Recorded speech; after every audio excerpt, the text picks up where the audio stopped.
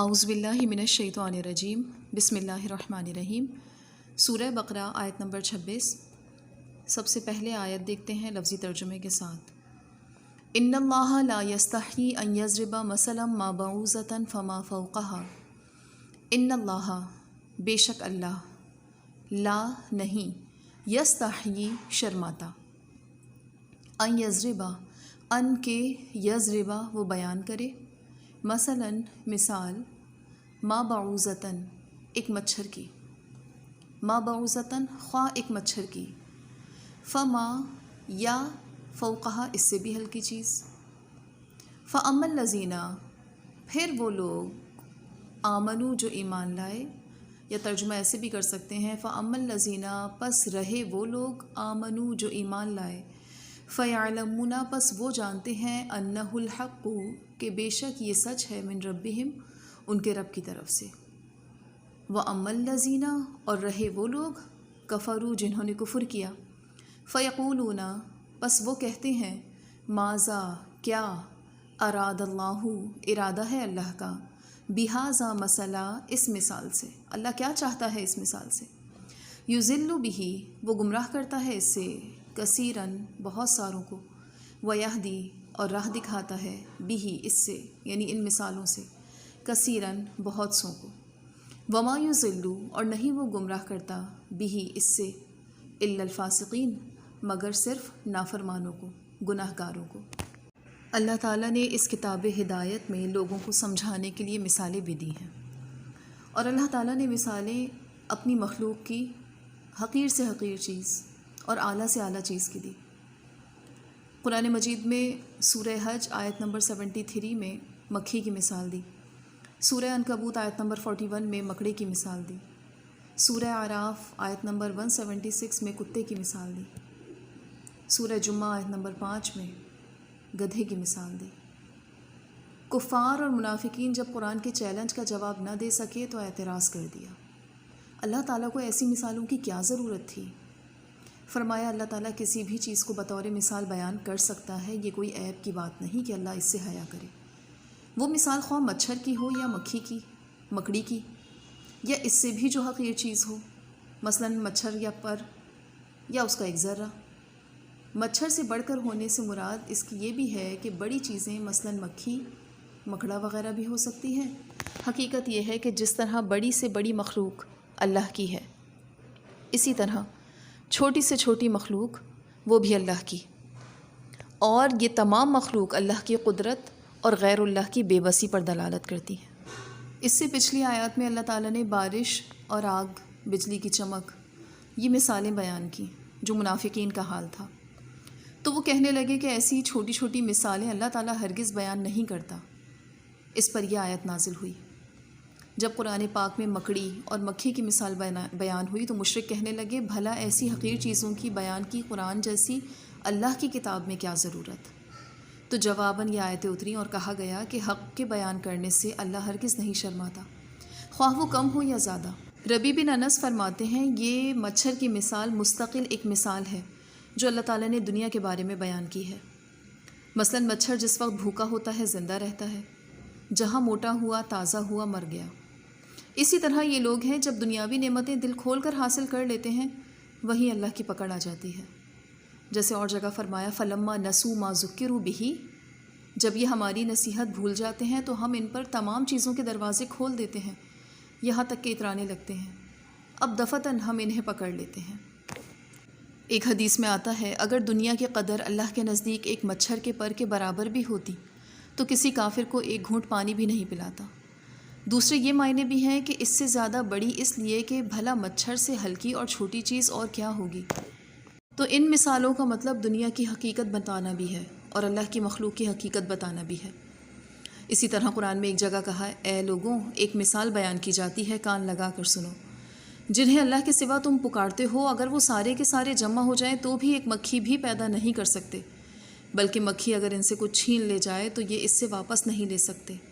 عابد اور معبود دونوں ہی بے حد کمزور ہیں، یعنی یہ حقیر چیز جسے تم حقیر سمجھ رہے ہو اور جسے تم بے بس سمجھ رہے ہو، اصل میں تم اس کے آگے بے بس ہو۔ یہ مخلوق تو اللہ تعالیٰ کی اتنی پاورفل ہے کہ اگر یہ تم سے کچھ چھین کر لے جائے تو تمہارے بس میں اس سے واپس لینا نہیں ہے۔ یہ مثالیں کس لیے ہیں؟ اللہ کی قدرت پر، کہ اگر اللہ تمہیں نقصان پہنچانا چاہے تو اس چھوٹی سی مخلوق کے ذریعے بھی۔ اور آپ دیکھیے مچھر کس طرح نقصان پہنچاتا ہے، چھوٹی سی مخلوق ہے اور انسان کو کس طرح اذیت دے رہا ہے۔ اس سے اللہ کی معرفت حاصل ہو جائے تو یہ ہدایت ہے، اور اس کے ذریعے قرآن میں اعتراض ہو جائے تو یہ گمراہی ہے۔ اللہ تعالیٰ نے یہ مثالیں اسی لیے بیان کی کہ وہ اس کے ذریعے سمجھانا چاہتا ہے، اپنی معرفت دلانا چاہتا ہے۔ اللہ کو کوئی آڑ نہیں آتی اپنی معرفت دلانے میں۔ دوسری جگہ قرآن میں فرمایا، ان لوگوں کی مثال جو اللہ تعالیٰ کے سوا دوسروں کو مدد کے لیے پکارتے ہیں مکڑی کے جالے جیسی ہے، جس کا گھر تمام گھروں سے سادہ، بودا اور کمزور ہے۔ دوسری جگہ فرمایا اللہ تعالیٰ نے کلمہ طیبہ کی مثال پاک درخت سے دی ہے، جس کی جڑ مضبوط ہو اور جس کی شاخیں آسمان میں ہوں، جو اللہ کے حکم سے ہر وقت پھل دیتا ہو۔ ان مثالوں کو اللہ تعالیٰ لوگوں کے غور و فکر اور تدبر کے لیے بیان فرماتا ہے۔ اور ناپاک کلام کی مثال ناپاک درخت جیسی ہے، جو زمین کے اوپر اوپر ہی ہو اور جڑیں مضبوط نہ ہوں۔ اللہ تعالیٰ ایمان والوں کو مضبوط بات کے ساتھ دنیا اور آخرت میں برقرار رکھتا ہے، اور ظالموں کو گمراہ کرتا ہے، اللہ جو چاہے کرے۔ ایک جگہ اور فرمایا اللہ تعالیٰ اس مملوک غلام کی مثال پیش کرتا ہے جسے کسی چیز پر اختیار نہیں۔ ایک جگہ فرمایا دو لوگوں کی مثال اللہ تعالیٰ بیان کرتا ہے، جن میں سے ایک تو گونگا اور بالکل گرا پڑا بے طاقت ہے، جو اپنے آقا پر بوجھ ہے، جہاں جائے برائی ہی لے کر آئے، اور دوسرا وہ جو عدل و حق کا حکم کرے۔ کیا یہ دونوں برابر ہو سکتے ہیں؟ دوسری جگہ فرمایا اللہ تعالیٰ تمہارے لیے خود ہی تمہاری مثال بیان فرماتا ہے، کیا تم اپنی چیزوں میں اپنے غلاموں کو بھی اپنا شریک اور برابر کا حصہ دار سمجھتے ہو؟ ایک جگہ ارشاد فرمایا اس شخص کی مثال اللہ تعالیٰ بیان فرماتا ہے جس کے بہت سے برابر کے شریک ہوں۔ ایک جگہ ارشاد ہے ان مثالوں کو ہم لوگوں کے لیے بیان کرتے ہیں اور انہیں پوری طرح صرف علم والے ہی سمجھتے ہیں۔ بعض سلف صالحین فرماتے ہیں جب میں قرآن کی کسی مثال کو سنتا ہوں اور سمجھ نہیں سکتا تو مجھے رونا آتا ہے، کیونکہ اللہ تعالیٰ نے فرمایا ہے کہ ان مثالوں کو صرف عالم ہی سمجھ سکتے ہیں۔ کیا مطلب ہے؟ ان مثالوں کے ذریعے اللہ بہت سوں کو ہدایت دیتا ہے، اور انہی مثالوں سے بہت سے لوگ گمراہ بھی ہو جاتے ہیں۔ اللہ کی مثالوں کو حقیر سمجھنا یہ گمراہی کا سبب ہے، اور اللہ کی مثالوں سے ہدایت لینا یہ ہدایت کا سبب ہے۔ ایک ہی مثال کے دو رد عمل کیوں؟ کہیں نتیجہ منفی ہے اور کہیں نتائج مثبت۔ تو جو مثبت سوچ کے مالک ہوتے ہیں وہ اس مثال سے ہدایت لے رہے ہیں، اور جو منفی سوچ رکھتے ہیں، منفی رویے کے مالک ہوتے ہیں، وہ اس مثال سے گمراہی ہوتے ہیں۔ عام دنیا میں بھی ہم یہ دیکھتے ہیں، یہی اصول ہے۔ صحابہ اکرام سے مروی ہے اس سے گمراہ منافق ہوتے ہیں اور مومن ہدایت پاتے ہیں۔ گمراہ اپنی گمراہی میں بڑھ جاتے ہیں کیونکہ اس مثال کے درست اور صحیح ہونے کا علم ہونے کے باوجود اس سے جھٹلاتے ہیں، اور مومن اقرار کر کے ہدایت اور ایمان کو بڑھا لیتے ہیں۔ فاسقین اس سے مراد منافق ہیں، بعض کہتے ہیں کہ اس کا مطلب کافر ہیں، جو حق کو پہچانتے ہیں لیکن پھر بھی انکار کرتے ہیں۔ اسی طرح لغت میں فاسق کہتے ہیں اطاعت اور فرما برداری سے نکل جانے کو۔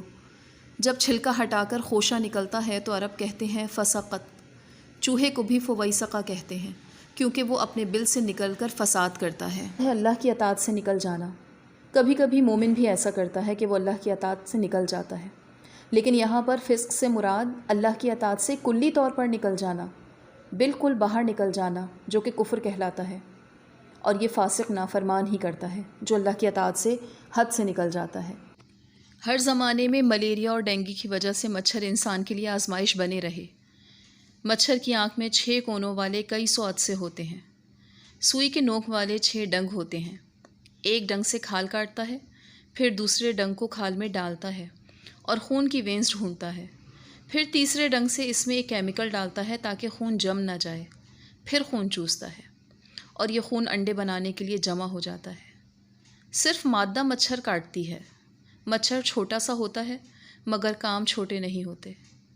کہا جا رہا ہے اللہ اس مثال سے بہت سوں کو گمراہ کرتا ہے اور بہت سوں کو ہدایت دیتا ہے، مگر اللہ گمراہ صرف انہی کو کرتا ہے جو فاسق ہیں، جو اللہ کے احکاموں کو نہیں سمجھتے، جو اللہ کے احکاموں سے روگردانی کرتے ہیں اور حق بات سے اعراض کرتے ہیں۔